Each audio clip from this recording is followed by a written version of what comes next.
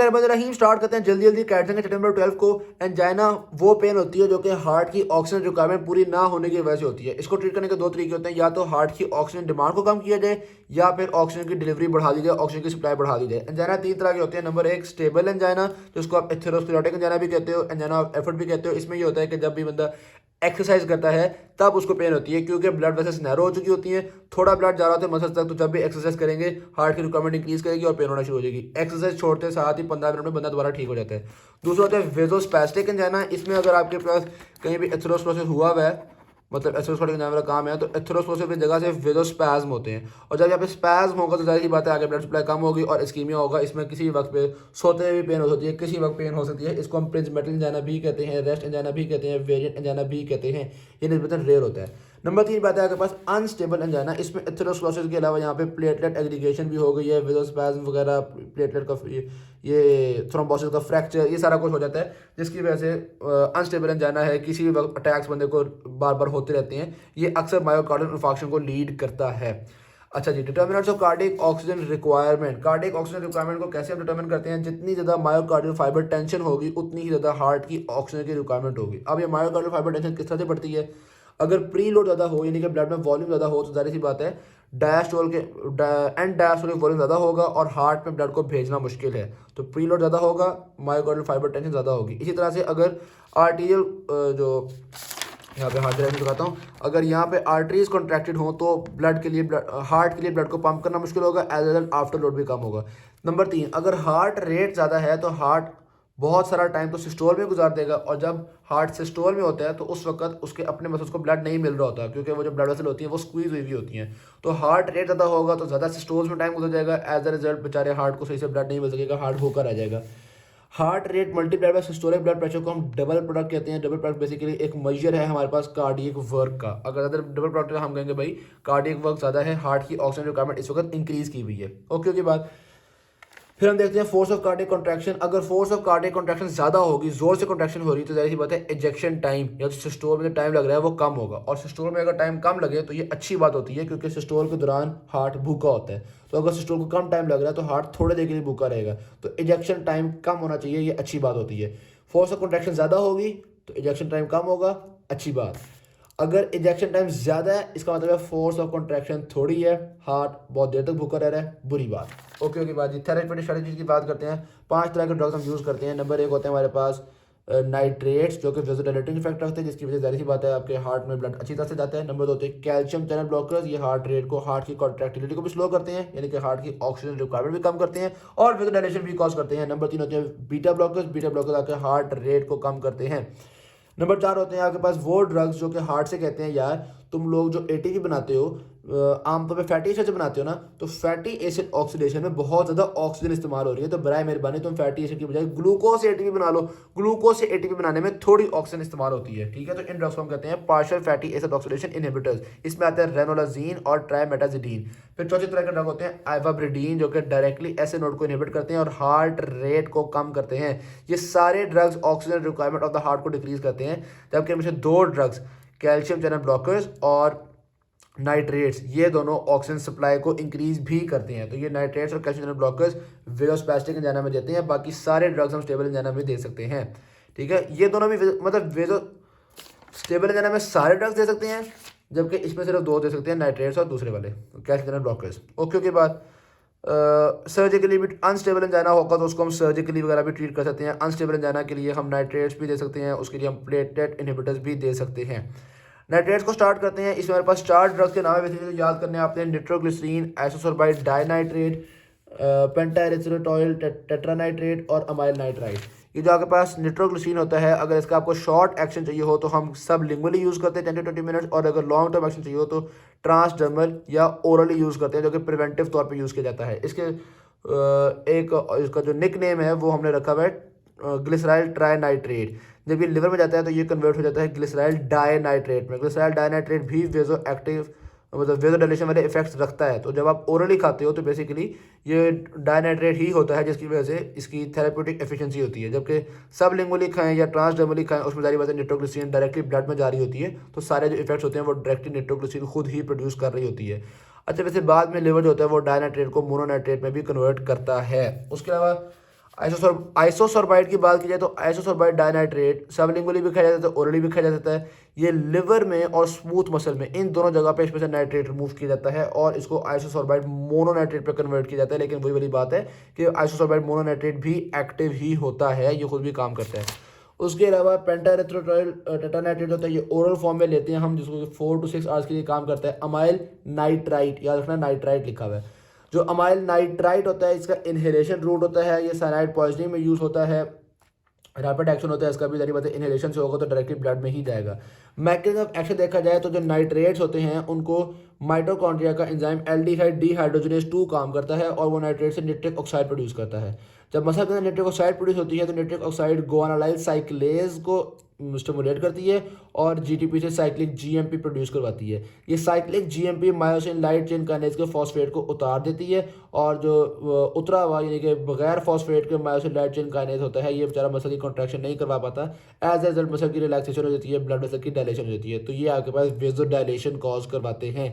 खास तौर पे इसका इफेक्ट वेन्स पे होता है, तो ये आपके पास वेनो डायलेशन ज़्यादा कॉज कर रहे होते हैं। तो अच्छा, वेनोडाइलेशन होगी तो वेजोस्पैस्टिक एंजाइना में तो बड़ी अच्छी बात है, क्योंकि अगर आपके पास कोई स्पैज्म वगैरह हुआ है, कोई ब्लड वेसल बेचारी नैरो हुई हुई है, तो वो ब्लड वेसल खुली हो जाएगी, तो इंक्रीज हो जाएगा पार्शियली ऑक्लूलर वेसल में जो फ्लो है वो आपके पास इंक्रीज हो जाएगा। बहुत अच्छी बात है। ज़रा सी बात है, जब आपके पास वेजोडाइलेशन होती है तो आपके पास ये वेन्स भी डायलेट होती हैं, प्री लोड भी कम होता है, इसी तरह से आर्टरीज भी डायलेट होती हैं, आफ्टर लोड भी कम होता है, तो हार्ट के लिए बहुत ज़्यादा आसानियाँ पैदा हो जाती हैं, oxygen requirement of the heart decrease हो जाती है। यही आपके पास प्राइमरी मैकेनिज्म है इसका स्टेबल एंजाइना में जो काम करता है। ये तीनों तरह के एंजाइना में, स्टेबल एंजाइना, प्रिज्मेटल एंजाइना और अनस्टेबल एंजाइना, तीनों तरह के एंजाइना में रोल प्ले करता है, अच्छा काम करता है आपके पास नाइट्रेट्स। ठीक होगी बात। अच्छा, इसका जो एडवर्स इफेक्ट है वो ये है कि चूंकि इसने ब्लड वेसल को डायलेट कर दिया, इसलिए बेरोरेसेप्टर मैकेनिज्म की वजह से रिफ्लेक्स टैकीकार्डिया का सामना करना पड़ता है। अनस्टेबल एंजाइना में चूंकि ये प्लेटलेट एग्रीगेशन को भी निर्भर करता है, इसलिए अनस्टेबल एंजाइना के लिए भी बड़ा ही मौसर किस्म का काम करता है। उसके अलावा जनाब वाले ये ब्रोंका में, गैस्ट्रोइंटेस्टाइनल ट्रैक्ट में इनकी भी डायलेशन करवाता है, लेकिन वो भी क्लिनिकली सिग्निफिकेंट नहीं होती। क्लिनिकल यूज में तो आपको बता दिया कि शॉर्ट एक्शन के लिए सब लिंगुअली लेते हैं हम, जो कि 10 to 20 मिनट्स काम करती है। लॉन्ग एक्शन के लिए हम इसको ओरल रूट से या ट्रांसडर्मल रूट से लेते हैं। जब हम ओरल या ट्रांसडर्मल रूट से लेते हैं तो तकरीबन 8 से 10 घंटे बाद टॉलरेंस डेवलप हो जाती है, बॉडी जो होती है वो ढीट हो जाती है। तो हम करते हैं कि उस पैच को 8 से 10 घंटे बाद रिमूव कर देते हैं। जब बॉडी दोबारा सेंसिटिव हो जाती है तो फिर दोबारा पैच को लगा देते हैं 10 से 12 घंटे के लिए, या बस ये वाली बात हो गई। तो ये टॉलरेंस या टैकीकार्डिया जो है ये इसके बारे में इंपॉर्टेंट बात है, चाहे इसको दोबारा से सुन लें पीछे करके। टॉक्सिसिटी ऑफ नाइट्रेट और नाइट्राइट्स की बात की जाए तो इसमें टैकीकार्डिया कॉज करता है। ऑर्थोस्टैटिक हाइपोटेंशन कि जब बंदा खड़ा होता है तो उसको हाइपोटेंशन का सामना करना पड़ता है, इसको हम पोस्टरल हाइपोटेंशन भी कहते हैं। फ्लशिंग हो गई, टैकीकार्डिया हो गया, पोस्टरल हाइपोटेंशन हो गई और थ्रॉबिंग ऑफ द हेड हो गई। सिल्डेनाफिल, चूंकि सिल्डेनाफिल भी साइक्लिक जीएमपी को इंक्रीज करती है, जो कि आमतौर पर सिल्डेनाफिल लोग इरेक्टाइल डिसफंक्शन के लिए खाते हैं। तो वो कह रहे हैं अगर सिल्डेनाफिल और नाइट्रेट्स दोनों को आपने मिला दिया तो चूंकि दोनों के साइक्लिक जीएमपी को इंक्रीज करते हैं तो इंसान को टॉक्सिसिटी का सामना करना पड़ सकता है, अच्छी बात नहीं है।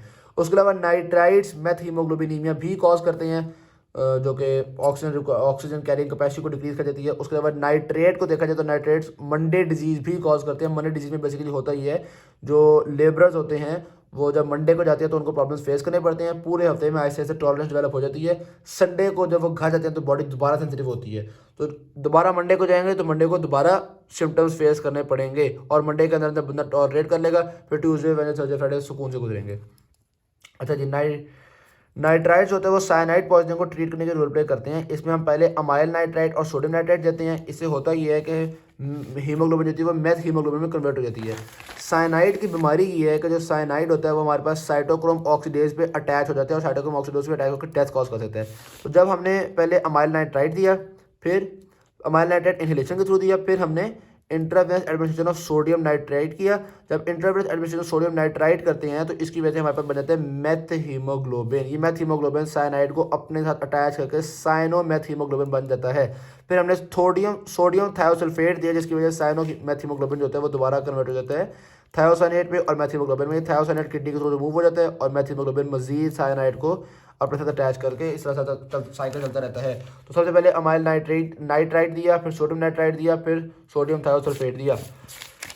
नाइट्राइट कंप्लीट होते हैं, फिर आते हैं हमारे पास कैल्शियम चैनल ब्लॉकर्स। दो तरह के होते हैं, डाइहाइड्रोपायराडाइन जिसमें निफेडिपाइन आता है और डिल्टियाजम जिसमें वेरापेमिल आता है। और सॉरी डाइहाइड्रोपैराडी जिसमें निफेडिपाइन आता है, और नॉन डाइहाइड्रोपैराडी जिसमें डिल्टियाज़म और वेरापेमिल आता है। मैकेनिज्म ऑफ एक्शन देखा जाए तो खास तौर पे एल टाइप कैल्शियम चैनल्स को इनहिबिट करते हैं। तो दूसरे कैल्शियम चैनल्स हैं जैसे कि N type, P type, R type, जो कि सिक्रीशंस में, हार्मोन्स में, मुख्तलिफ जगहों पर रोल प्ले कर होते हैं, उनको इनहिबिट करना, सिर्फ एल टाइप को इनहिबिट करना ताकि सिर्फ कार्डियक और स्मूथ मसल्स पे ही इसका इफेक्ट हो। तो ये स्मूथ मसल को रिलैक्स कर देते हैं। खास तौर पे जो वेरापेमिल और डिल्टियाज़म है ये तो हार्ट रेट को भी कम करते हैं, हार्ट की कॉन्ट्रैक्टिलिटी को भी कम करते हैं, एवी नोडल एरिथमियास को भी ट्रीट करने में रोल प्ले कर सकते हैं, सुप्रावेंट्रिकुलर टैकीकार्डियास को भी ट्रीट करने में रोल प्ले कर सकते हैं। जबकि जो निफेडिपाइन है वो वेज़ोडाइलेशन करवाता है, इसके रिजल्ट में तरी बताया रिफ्लेक्स टैकीकार्डिया वगैरह में थोड़ा बहुत हो सकता है। निफेडिपाइन वेज़ोडाइलेशन करवाता है। Calcium channel blockers prophylactic therapy में यूज़ की जाते हैं, आमतौर पे कॉम्बिनेशन में हम इनको इस्तेमाल करते हैं।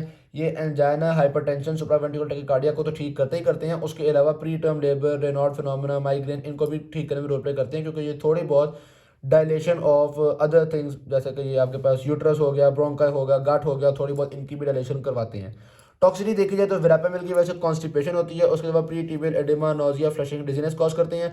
और जो हमारे पास नॉन डाइहाइड्रोपायरिडीन हैं जिनका खासतौर पर दिल पे इफेक्ट होता है, वो आपके पास दूसरी टॉक्सिटी जैसे कि AV block, heart failure, sinus node depression, ये भी कॉज करते हैं। फिर आते हैं बीटा ब्लॉकिंग ड्रग्स। इसमें सारे तरह के बीटा ब्लॉकिंग ड्रग्स ही रोल प्ले कर सकते हैं आपके पास एंजाइना को ट्रीट करने के लिए।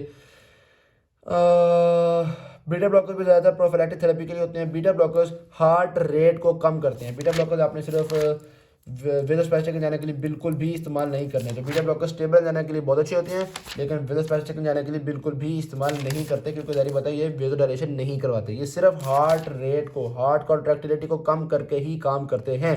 बीटा ब्लॉकर्स भी प्रोफाइलैक्टिक थेरेपी में ही यूज़ किए जाते हैं, इसको भी कॉम्बिनेशन विद नाइट्रेट्स वगैरह यूज़ करते हैं। इसकी टॉक्सिसिटी में आपके पास सेक्सुअल डिसफंक्शंस, ब्रोंको कॉन्स्ट्रिक्शन और इस तरह के काम आ जाते हैं आपके पास।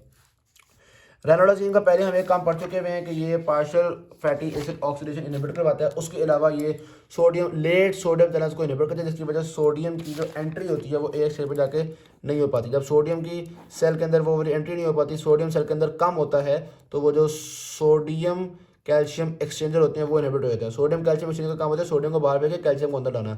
अब जो कि सोडियम अंदर कम है तो ये काम नहीं कर सकेगा, कैल्शियम अंदर आएगा नहीं, आगे बाद उतनी ज़्यादा कॉन्ट्रैक्शन नहीं हो सकेगी। तो ये भी प्रोफाइलैक्सिस के लिए यूज़ होता है रेनोडाजीन। एफाब्रिडीन हार्ट रेट को ही कम करता है, ये हार्ट फेलियर में भी इस्तेमाल किया जाता है। Thank you very much. Video अच्छी लगी शेयर कीजिएगा, चैनल को सब्सक्राइब कीजिएगा। अल्लाह हाफिज़। अल्लाह हाफिज़।